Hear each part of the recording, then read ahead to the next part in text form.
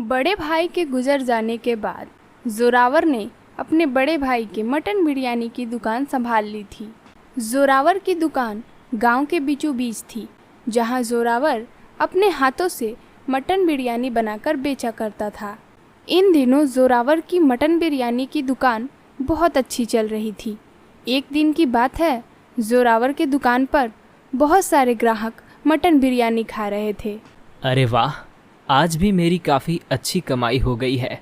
लगता है लोगों को मेरे हाथ की बनाई मटन बिरयानी बहुत पसंद आ रही है, तभी तो मेरे दुकान पर हमेशा भीड़ ही लगी रहती है। तभी एक रमेश नाम का आदमी जोरावर की दुकान पर आता है। अरे जोरावर भाई, ज़रा 2 किलो बिरयानी पैक कर देना। ठीक है, अभी पैक कर देता हूँ। जोरावर बिरयानी के बर्तन से बिरयानी निकालता है, पर बिरयानी केवल 1 किलो थी। सारी बिरयानी खत्म हो गई थी। अरे रमेश भाई, बिरयानी तो केवल 1 किलो ही है, आज सारी बिरयानी ख़त्म हो गई। अच्छा चलो तो फिर 1 किलो ही दे दो।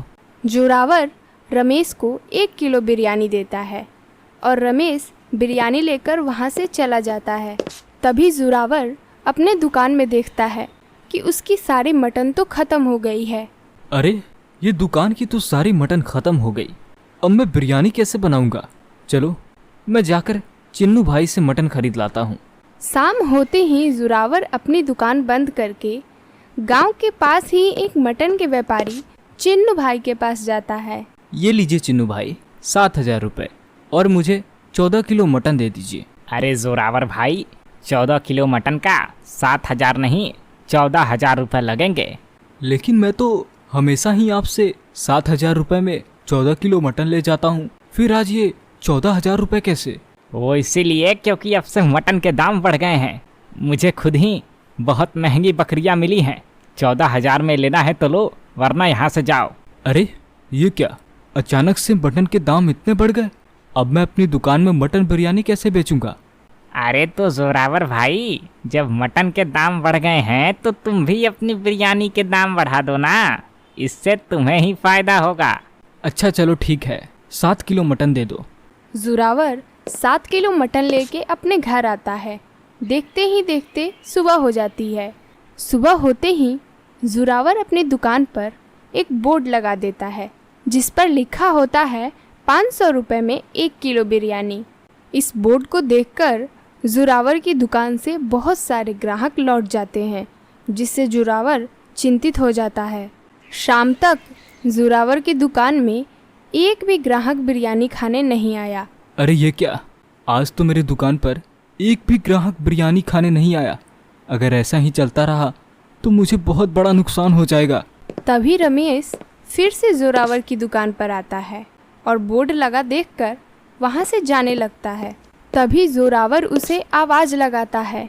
अरे क्या हुआ रमेश भाई, आज बिरयानी नहीं खाना क्या? अरे जोरावर भाई, आपने अपनी बिरयानी के दाम इतने ज़्यादा बढ़ा दिए, ऐसे में आपकी दुकान से मैं कैसे बिरयानी खाऊं? अरे रमेश भाई, तो मटन के दाम बढ़ गए हैं तो मुझे भी बिरयानी के दाम बढ़ाने पड़े। अब मैं इसमें क्या कर सकता हूँ? मेरी क्या गलती है? ठीक है, लेकिन इतनी महंगी बिरयानी मैं कैसे खा सकता हूँ? रमेश भी महंगे दाम देखकर वहाँ से चला जाता है। देखते ही देखते 2 दिन गुजर जाते हैं और अब तक जोरावर के दुकान पर एक भी ग्राहक बिरयानी खाने नहीं आया था। जोरावर की सारी बिरयानी अब खराब होती जा रही थी और उसमें बदबू भी आने लगती है। अरे ये मेरे साथ क्या हो रहा है? एक वक्त था जब मेरे दुकान पर ग्राहकों की भीड़ लगी रहती थी और आज मेरी दुकान में बिरयानी पड़ी पड़ी सड़ रही है। चलो, अब ये बिरयानी तो खाने लायक रही नहीं, मैं इसे बाहर ही फेंक आता हूँ। जोरावर दुखी मन से अपनी बिरयानी उठाकर एक सुनसान जगह पे फेंक देता है। तभी वहाँ बिरयानी को खाने बहुत सारे आवारा कुत्ते आ जाते हैं। अरे इतने सारे कुत्ते, बकरियों से ज़्यादा तो इन कुत्तों की जनसंख्या हो गई है। क्यों ना इनकी जनसंख्या थोड़ी कम कर दी जाए। मटन बिरयानी बेचना अब तो मेरे बस की बात नहीं है। क्यों ना मैं कुत्ता बिरयानी बेचूं। बिरयानी में आधा कुत्ता और आधा मटन रहेगा, ऐसे भी लोगों को क्या ही पता चलेगा मटन है या कुत्ता। अपने मन में खुरापाती विचार लेकर जोरावर अब से गांव में कुत्ते पकड़ने लगता है और चिन्नू से 2 किलो मटन ले आया और 5 किलो कुत्ता मिलाकर कुत्ता बिरयानी बनाने लगता है। फिर जोरावर ने अपने बिरयानी के दाम पहले जैसे कर दिए, जिसे देखकर फिर से ग्राहक उसकी दुकान पर आने लगे। तभी वहाँ फिर से रमेश आता है। ये आपने अच्छा किया जोरावर भाई, आपने अपने बिरयानी के दाम वापस से पहले जैसे कर दिए। काफ़ी दिनों से आपकी बिरयानी नहीं खाई थी तो मेरा मन मचल रहा था। लाइए जल्दी से 1 प्लेट बिरयानी लगा दीजिए। तभी जोरावर रमेश को 1 प्लेट बिरयानी देता है, जिसमें सिर्फ 1 पीस मटन के थे, बाकी सारे पीस कुत्ते के थे। और रमेश बिरयानी खाने लगता है। तभी उसके हाथ में एक कुत्ते का पीस आता है। अरे जोरावर भाई, ये मटन के पीस का टेस्ट इतना अजीब क्यों लग रहा है? इससे पहले तो ऐसा मटन कभी नहीं खाया था। अरे रमेश भाई, दरअसल वो मटन मैंने नई दुकान से खरीदी है, इसलिए शायद स्वाद बदल गया होगा। आप आराम से खाइए। रमेश वह कुत्ता बिरयानी घपाघप खाते चला गया।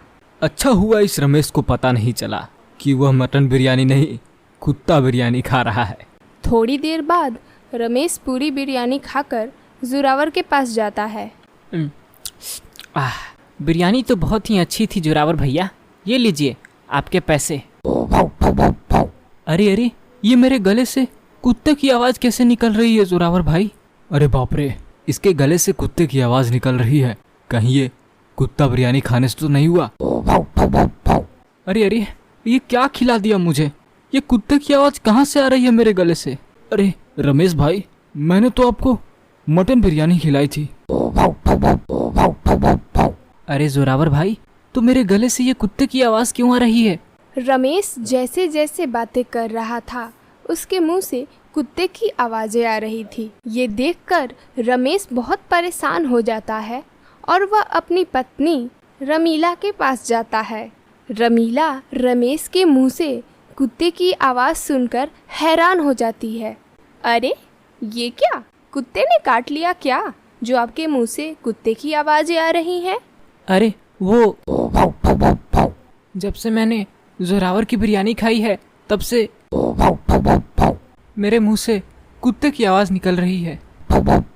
क्या, ऐसा क्या खिला दिया जोरावर ने आपको? चलिए मैं चलती हूँ उसकी दुकान पे। रमीला रमेश को लेकर जोरावर के दुकान पर जाती है। उस समय जोरावर की दुकान पर बहुत सारे ग्राहक कुत्ता बिरयानी खा रहे थे। अरे जोरावर भाई, मेरे पति को क्या खिला दिया आपने? रमीला की आवाज़ सुनकर दुकान पर बैठे सभी ग्राहक रमीला की तरफ देखने लगते हैं। जब से मेरे पति आपके दुकान से मटन बिरयानी खाकर गए हैं, तब से कुत्ते की आवाज़ निकल रही है। ऐसा लग रहा है जैसे आपने उन्हें कुत्ता बिरयानी खिला दिया हो। अरे बहन जी, ये आप क्या कह रही हैं? रमीला की यह बात सुनकर वहाँ बैठे सभी ग्राहक अपने हाथ रोक लेते हैं। तभी वहाँ बैठा सुमित नाम का आदमी कहता है, अरे बाप रे, यानी मैं उसी समय से जिसे मटन बिरयानी समझ के खा रहा था वो कुत्ता बिरयानी है। इतना कहते ही सुमित और दुकान पर बैठे बाकी ग्राहक जोरावर को मारने जाते हैं, लेकिन उससे पहले ही जोरावर अपनी दुकान छोड़कर भाग जाता है। चलिए जी, ये जोरावर तो भाग गया, हम किसी डॉक्टर के पास चलते हैं, वो ही आपकी इस आवाज़ को ठीक कर सकता है। रमीला रमेश को लेकर डॉक्टर के पास जाती है। उस डॉक्टर के पास सुबह से एक भी पेशेंट नहीं आया था। अरे वाह, चलो कोई तो पेशेंट आया।